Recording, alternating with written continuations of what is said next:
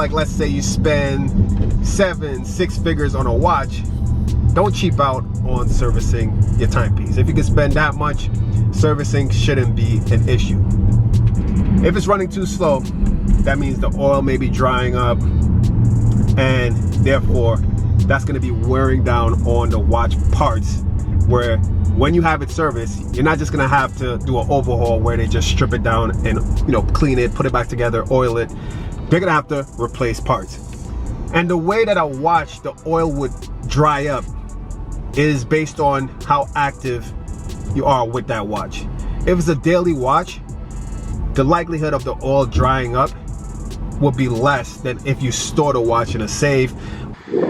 Guys, welcome back to the channel. In today's video, we're going to be discussing a topic that a lot of us may overlook, especially when purchasing our luxury timepieces, and that is watch service. Now, it's very important, but of course, when you're purchasing that timepiece, excitement take over and you overlook it. So in today's video, I'm going to be discussing how often you should service your timepiece, how much it would typically cost, and where you can do your watch service. So guys, show some love, hit that subscribe button. I'm on my way to 1,000 subscribers, and if you haven't done it yet, at some point in the video, give the video a thumbs up and share it. Now with that being said, guys, let's get into this video. So guys, let's get into it. And the first question is, how often should you service your luxury timepiece? And my answer would be ranging between 3 years and 10 years. Now, I need to confess that, some of you guys know that I'm into the vintage watches. And I've purchased some vintage watches that haven't been serviced or touched in 20 years or more, like 25, 20 years, and haven't been serviced and kept great time. But does that mean it's best to do that with your timepieces? No. So for those of you out there, like let's say you spend 6 figures on a watch, don't cheap out on servicing your timepiece. If you can spend that much, servicing shouldn't be an issue. But there's certain variables that make servicing a watch more urgent than others. And let's start off with, what do you do with the watch? Is it a dress watch or is it a sports watch? Now, the range of 3 to 10 years for a dive watch, I would say go for 3 years servicing. And a service, guys, doesn't necessarily mean a complete overhaul. For a dive watch like a Submariner, I would recommend in those 3 years, pressure test it, make sure it's waterproof, and ultimately that would be the #1 test I would always go for if I have a dive watch or a daily watch that I do everything with. Swim in the beach, swim in the pool. That's one thing you want to make sure that no moisture gets into the watch, and make sure that the gaskets are good and things like that are up to spec. So it's all about the activity. Climate has a lot to do with how often you may need to service a watch. So being in Miami, Florida, being humid and hot, going inside, outside, hot, cold, that would increase the time for me having to service a watch. Now, everything varies from manufacturer to manufacturer. So Rolex might have a different timeline. AP might have a different timeline. And based on each model, it might have a different timeline. A watch that's more complicated than the other, like let's say a minute repeater or tourbillon or world time, those watches, you need to be careful. That's like a high performance car like this M car that I'm driving right now, where you don't want anything to go wrong, or else it's going to hit the pockets harder than it would if you just went in for a regular service. Now, complications increases the price of, we're getting into the price, we're going to talk about everything. Complications increase the price that it's going to cost for a service.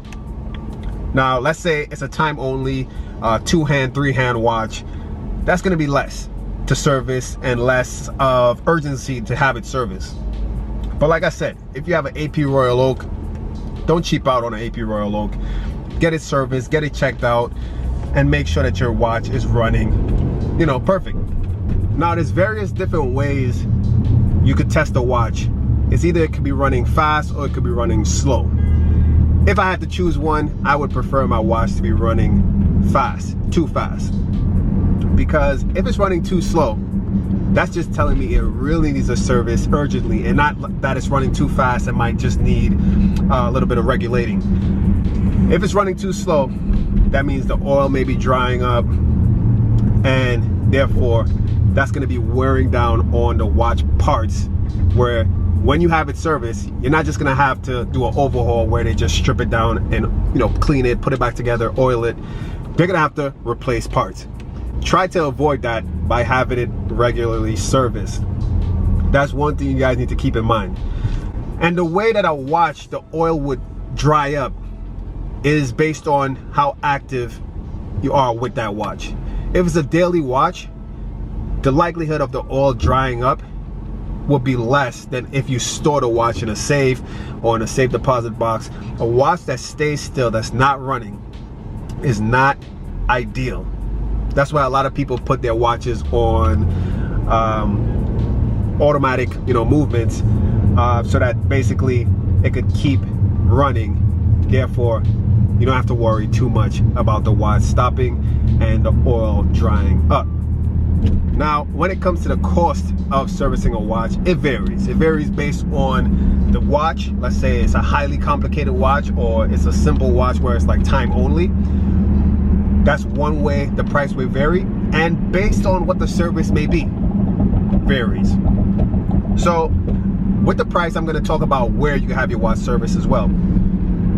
So price range from, let's just stick to Rolex and Omega, things of that nature, not Richard Mille or anything like that. Let's just stick to like Rolex and Omega, IWC, that level.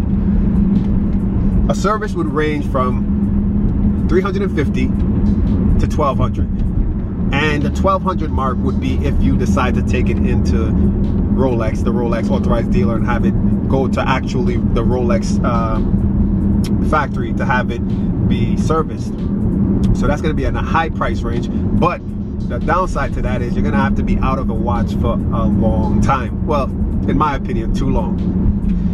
Now, just like, let's say, BMW, I've met a lot of BMW specialists, and those mechanics were certified, trained, and worked at BMW, and then later on decide to open their own shop and specialize in BMW service, whereby you're getting a faster service and you're getting the reliability and the reassurance of someone that's actually, you know, there and worked at Rolex, knowing everything that they expect and have a high standard on what they do in their service. And then you have the other option where you might get a service for maybe $200, $300 or whatever from someone, let's say in the mall center, the kiosk, you know, and that wouldn't be the ultimate. Depends on the watch that you have, right? If you have a basic, simple time only, you know, ask the watchmaker, you know, how much experience, what have he worked on, what's his procedure in, you know, servicing the watch. Because there's different ways to service a watch based on what they would say, hey, I serviced the watch. One way could be just opening the watch, tightening some screws, regulating, making sure, you know, put it on the timograph, dabbing some oil here and there, which, hey, it works, but it's not the best way to do it.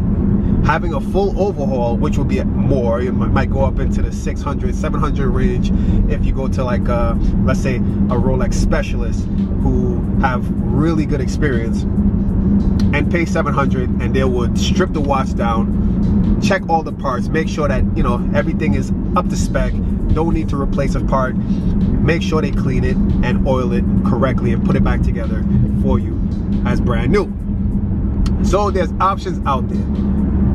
Sure, there's watches where you might want to cheap out on, but there are those that you don't want to cut costs. You want to make sure that you take your watch to the right person and have it serviced correctly. So I've gone pretty high on the time. I didn't want to make this video too long, but hopefully you guys enjoyed and take some gems from it. Guys, comment down below your opinion, any experience that you have with servicing your watches, whether or not you service it at Rolex or AP or wherever, or you went to like an independent watchmaker. Comment down below and let me know your experience and which timepiece you had serviced. And yeah, so guys, thanks for watching. Remember, hit that subscribe button, give the video a thumbs up, and stay tuned for the next video.